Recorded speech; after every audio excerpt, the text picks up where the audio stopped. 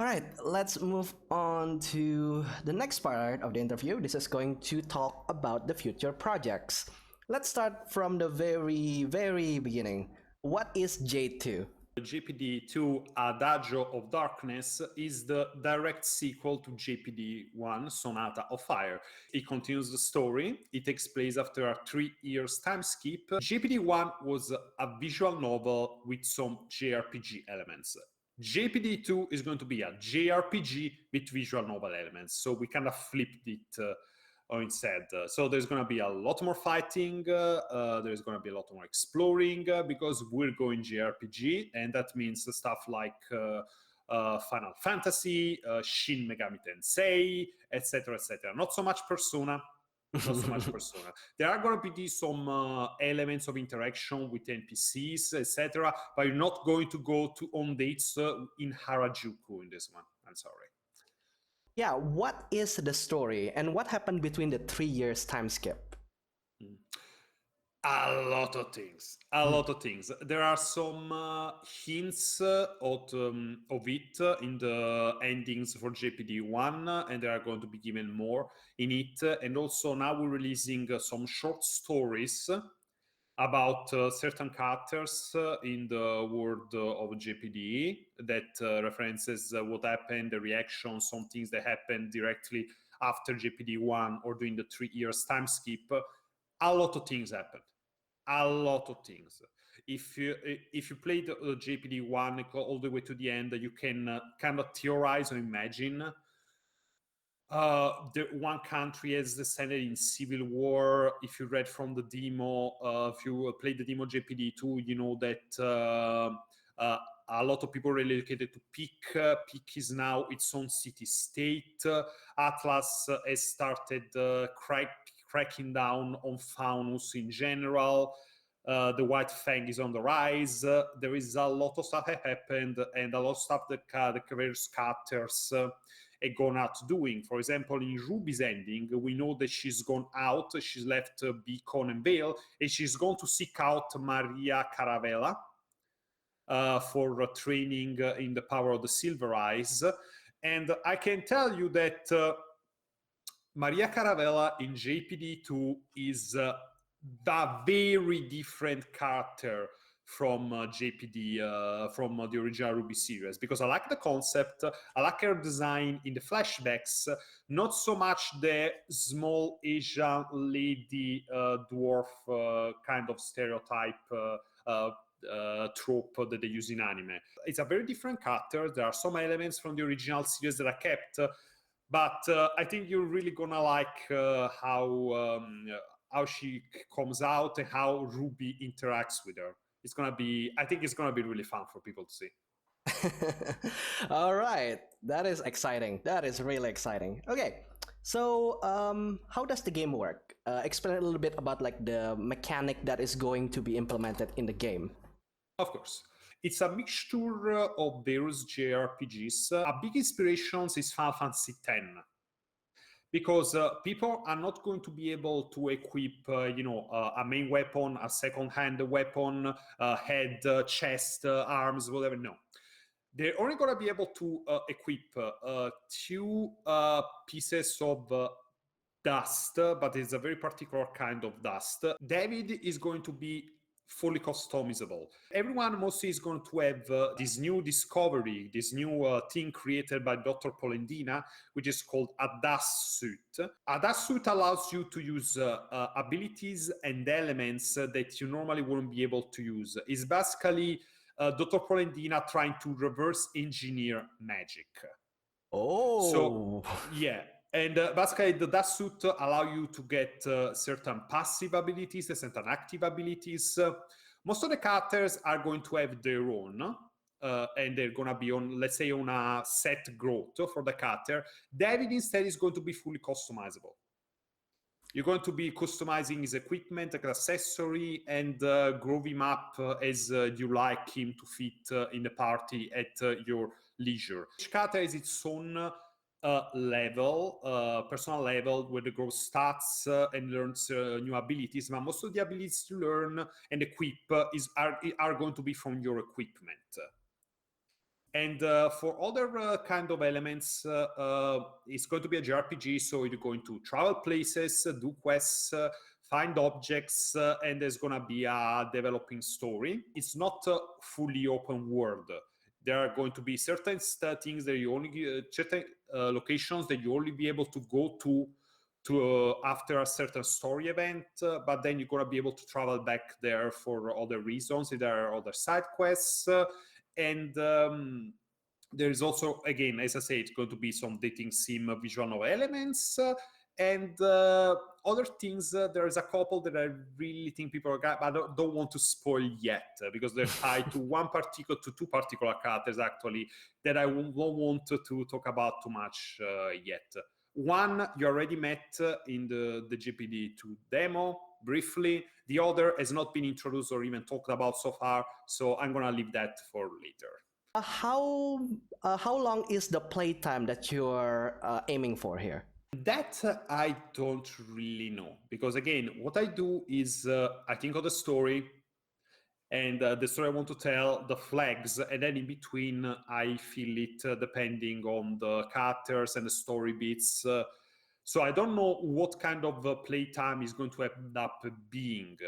Again, my rule is respecting people's time. That's actually a thing that I had to do with the demo as well, with dungeons. I had to test it continuously, because I wanted people to be able to get at the end of the dungeon at the boss with enough strength to face the boss, provided they don't flee continuously from random battles. That's what happens to someone who came to me, oh, I can't beat this boss, I'm too weak. Okay, did you flee from a lot of random battles? Because if you don't do random battles, you don't get an XP, and you don't get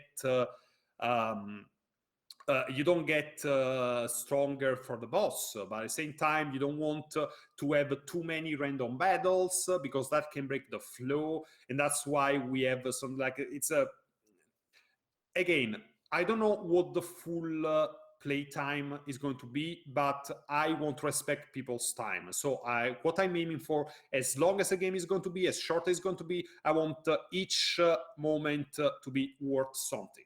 So we're not going to see like a glorified collectibles fetch quest here and there? No. There are going to be some quests where they're going to send you to grab something. There's actually a mechanic in the game that require you to not so much do fetch quests, but keep an eye on surroundings and explore. But that's pretty standard JRPG stuff. Even if they send you to fetch stuff, the quest is going to be worth it.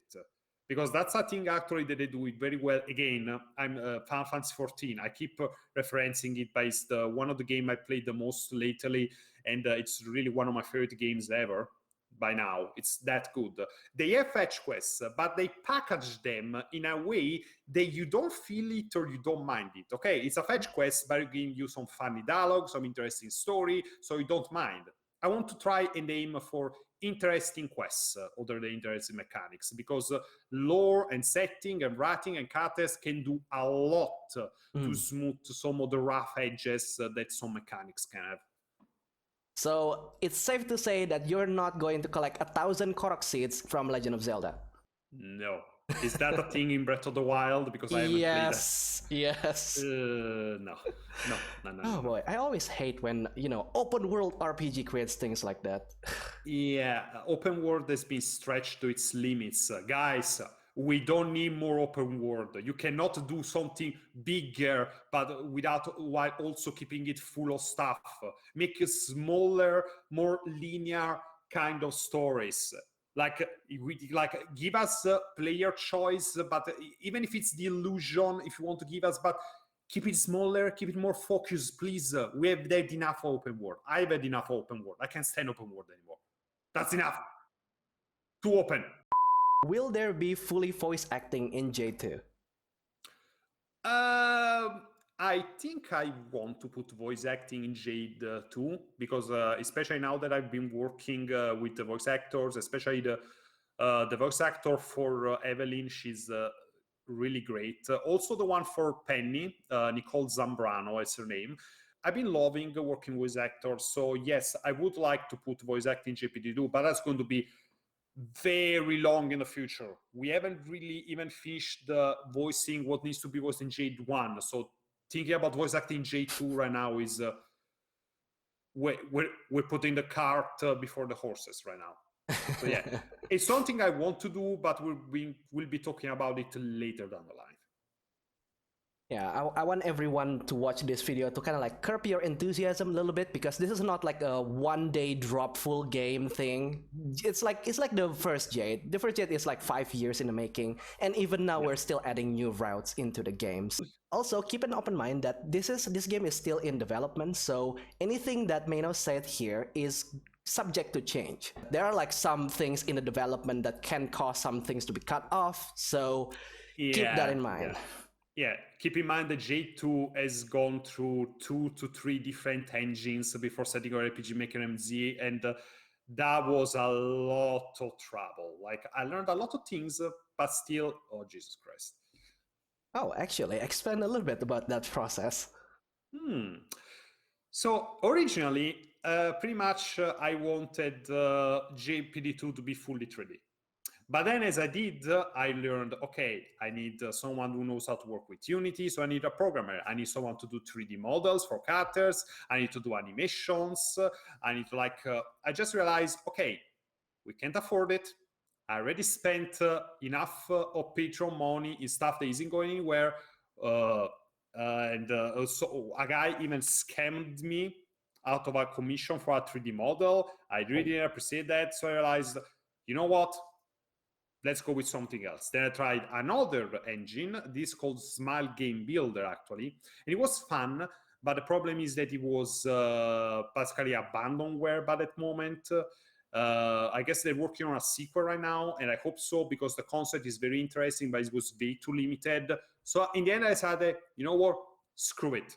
I don't care what everyone thinks of RPG Maker games. I know with RPG Maker. I know it, I work well with it. MZ just come out, there are these plugins that I can use. So then I went into RPG Maker MZ, and oh my god, why didn't I do this sooner? I only ever used Rampy because Rampy was the right engine for what I wanted to do. So I never had to make a choice. So I had to choose the right engine for the game I wanted to do again. And this time it was RPG Maker MZ. I wish I would have done that from the beginning, because it would have spared me a lot of headaches and wasted time. But now here we are, and I'm happy that with RPG Maker MZ, and we're doing so fast the material. Everyone is gotten very used very quickly to how we do things with RPG Maker MZ. There are some stuff that I can't wait to show people. So yeah, I'm really happy with RPG Maker MZ, but it was an ordeal coming there. Oh boy, I can only imagine that. Project, when I saw your announcement video, well, it's like a teaser, I was thinking like, oh god, this guy has no idea what he's going into. Yeah. For the audience, the thing that Meinos tried to make, like a 3D, well, it's not really an open world now, isn't it? It's like more like a 3D. No, it was a JRPG like Persona, let's say. Yeah, it requires at least like 20 people, and you need like around $1 million. And a development time of like 1 to 2 years, depending on how well you manage that. But yeah, that is a massive jump. Now, this is a fun question. If you have unlimited manpower, time, and budget, how would you make J2?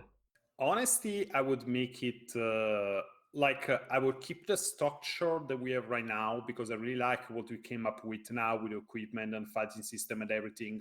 I think that people nowadays are getting used to turn-based battle systems again, also because now people are starting to experiment with it more, because we have stuff like the Bravely system from Bravely Default. We have the system from Persona 5, which is very good. We have stuff with the new Megami Tensei or Shin Megami Tensei 3 that now is being released. So people are starting to be, it's no longer this monolith. People are starting to experiment with it. But the JRPGs are getting a resurgence, because people are realizing that you can do more with the formula. But what I would like to translate it to is 3D environments and most importantly, being able to see enemies on the screen. So people have more of a choice, because I can understand why random battle encounters can be boring, can be a little annoying at times. That's why I'm trying so hard to strike a balance between random encounters and XP gains. But one thing that I really would like to do is make it fully 3D or 3D with 2D background, something, and you being able to see enemies on the screen. That's something I really would like to do, yes. Right. So in your opinion, what makes like a good turn-based game, and how is that going to influence the design in turn-based combat in Jade? I think that there is two things that can really help people stomach it more. Let's say stomach it more. The battles needs to be quicker. Because what I think that a lot of people liked about Persona 5, other than how stylish it was it that either the battles took a really long time, or they took very quick. There was no middle ground. And I think that is important, because if it's a battle you can win easily, make it last longer, make it last very few seconds. In Persona 5, it was less about the battles and more about managing your limited MP and item resources. So that's what you had to keep in mind during battles. There are, of course, the usual, you had to throw every now and then the wrench in the machine to keep things exciting. But every now and then, give some wrenches that teach you the special mechanics of the game. Because that's the thing. Think of a new mechanic like the Brevet Default system or anything, and use the random battles as opportunities for the players to experiment with the mechanics that then they are going to have to use with the boss battles. Boss battles are usually final tests of everything you learn. And also a test of how prepared you are for the boss. Once upon a time, I remember, random enemies are not just a thing to test mechanics, but they also give you hints of what the final boss is going to be like. Like, okay, these enemies use mechanics. Look, there is this hive of bee monsters. The bees all have poison attacks. Maybe the final boss is also like to go use poison attacks, and maybe you should go prepared now that you have time to prepare from this save point. So to keep in mind. And also experiment. And RPG Maker and Z, again, maybe I'm banging this drum a lot, but for JRPG, for turn-based, and not just turn-based, the active time battle, whatever, for JRPG battle systems, RPG Maker is great to experiment. You can just try to make mechanics, so many ways of using enemies, with aggro, turn composition, reactions, counters, everything. Experiment with battle system. Don't just make it a very basic Dragon Quest kind of stuff. I'm talking Dragon Quest from the beginnings. Experiment. Give it something nice, something interesting. I know you have other projects outside of RWBY, so can you tell us more about it? Yes. Okay, there is one that is called ONHA, Ore no Hero Academy, which is basically a fun game, a kind of management style of game, a visual novel based in the My Hero Academia world. Then there is another project they were calling Juicy Dreams. That was the work in progress title, which is actually a small dating sim-like game they were making in collaboration with an artist that sadly for right now, for a reason of health and real life, has basically been forced to suspend working on that extra stuff. So that kind of stuff is on hold indefinitely, sadly, despite the announcement, until they decide to come back and they have enough time to work on it again. There is another project. It's called Ars Navigatio, the art of navigation, which is basically a new, let's call it a mystery visual novel in the vein of, let's say, Danganronpa, we could call it. Yes. And that's a fully original IP, we could call it, that I told of, and we're also working on that. It's been a bit difficult recently to try less about budgeting and more about working on everything at the same time. But the thing is, I realized maybe I'm doing too many things at once because I'm writer, director, coder, and producer for all the projects. And I'm like, okay, I need to think of these more realistically, because I can't keep on doing this, because otherwise something is always going to fall by the wayside, and I cannot keep on doing that. So about that, have you considered like taking this game making thing full time? Of course, it's always a thought that is back on my mind, but not right now, because right now it will be like a jump in the dark. It was a jump in the dark. I have a very good job right now, a job that I like, and it allows me a comfortable life with my girlfriend. So it's not something I get right now or anytime soon. Like I would need to take it, these game development things to a level where I wake up more as a game developer than I do as with my job right now, because it would afford me to keep the same life that I right now with my girlfriend. And right now it's not in the site. Maybe one day I will release this new game and I will make a bajillion trillion dollars, but that's not something right now. It's not something I can see happening. So these other projects of yours, are they like, do they have like a price tag, or are they just free too? Ore no Hero agency is based on My Hero Academia, like RWBY, so it's not something I can sell.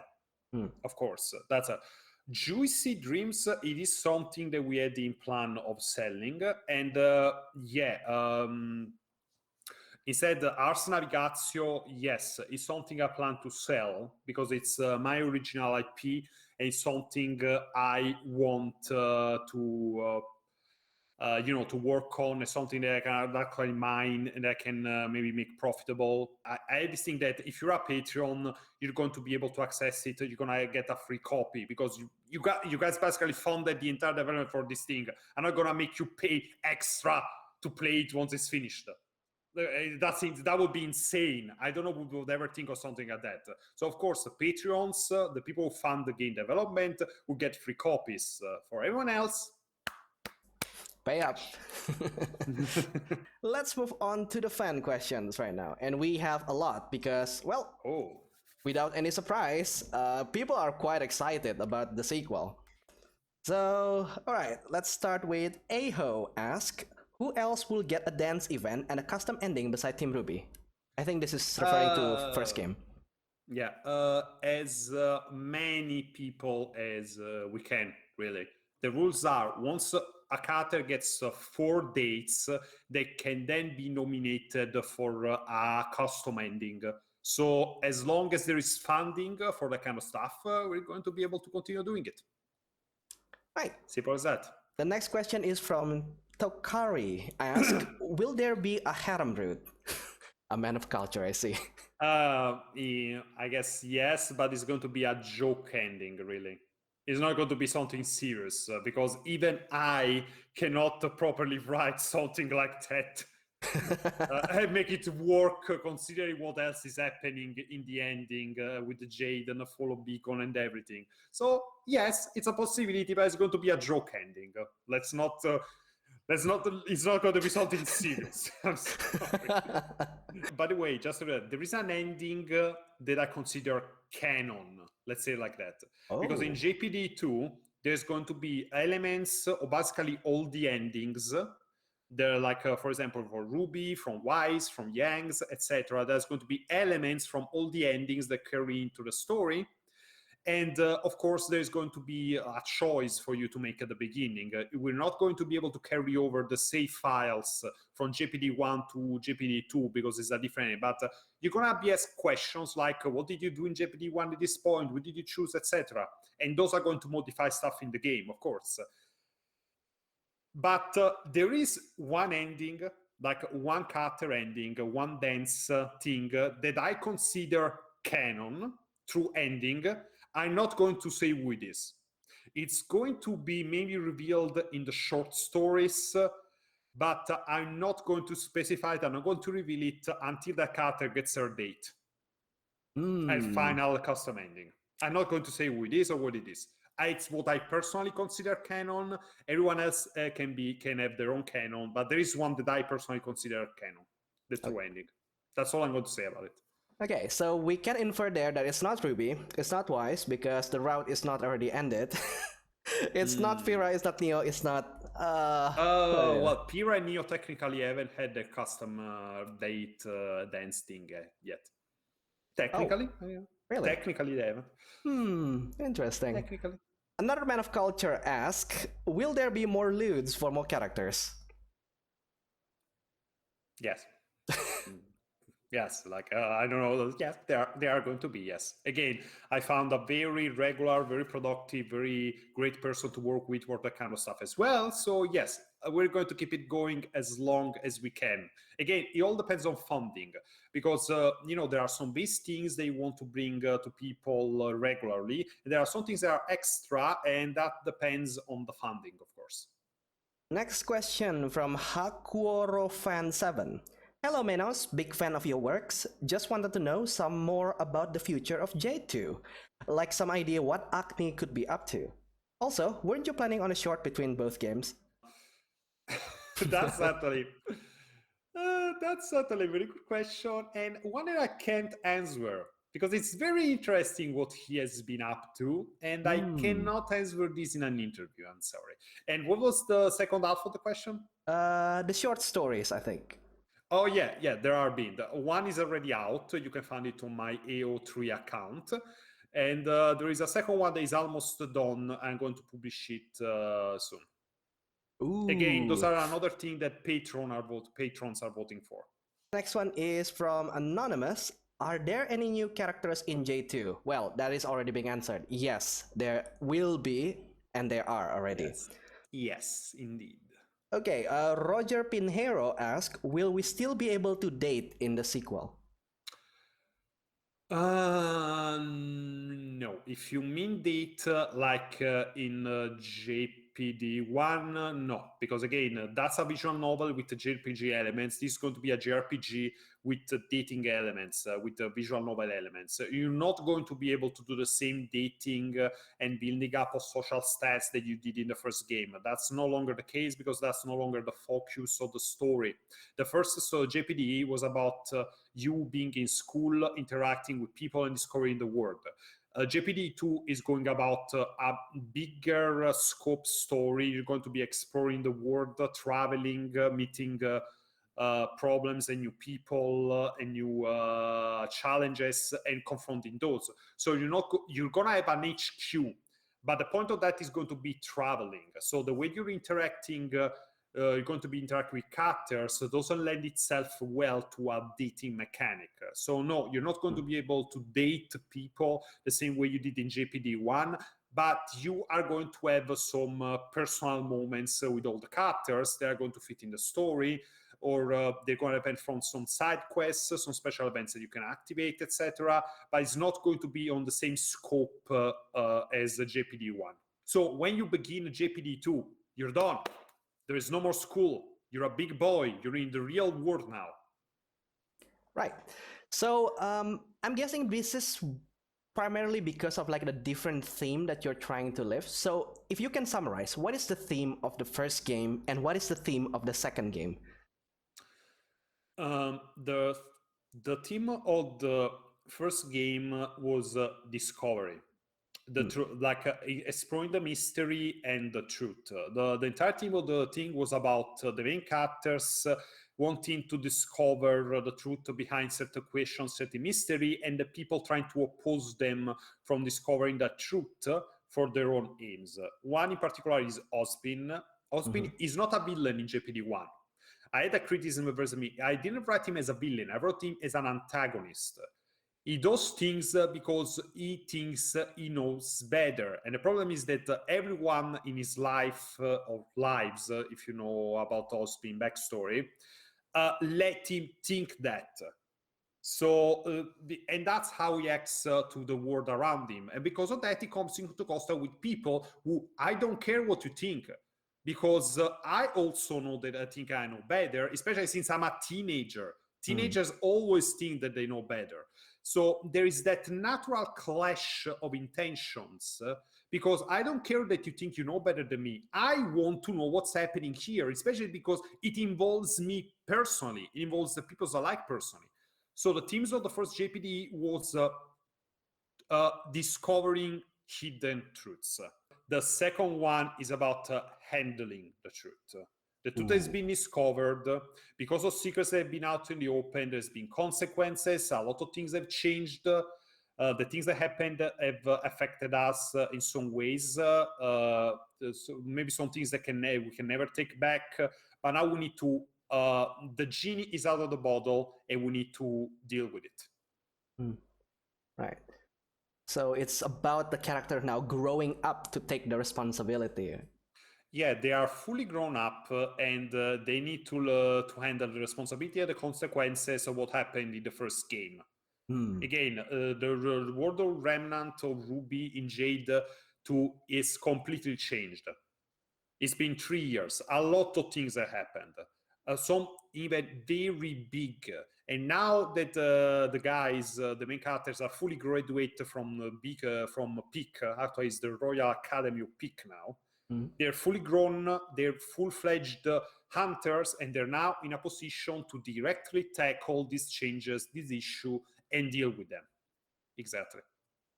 Right. Okay, that is like a very interesting premise for like the show. Too bad it doesn't go there, really. So we have a lot of people asking like, will certain characters appear in J2? So I think for this section, we're going to answer with like yes or no question. Okay, let's start. Team RWBY. Yes. Team Coffee. Yes. Oscar. Yes and no, because the Oscar I want to bring into J2 is going to be a little different from the one from the show. I only have a direct experience from him from season 4, and so I don't really know. Like I heard what happened in the show afterwards. I know the elements and stuff, but Oscar Carter is going to be different in J2. That's all I can say right now. But it's going to be because I want to use it to explore certain themes.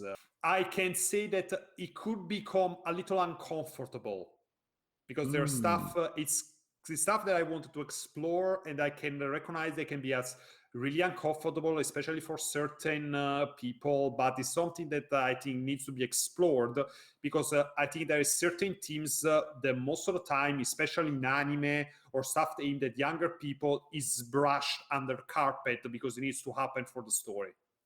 And I don't like that. Respect, sir. I have huge respect for people who do that. Okay, next one. Will there be Amber Route? An Amber Route. In JPD1? I think they want to ask both. Yeah, because and if not in the first game, how about the second sequel?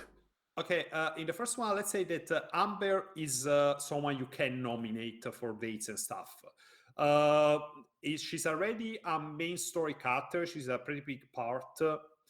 So her dates are going to be a little different from those of people like, I don't know, Yang or CL. But yes, she can have a route.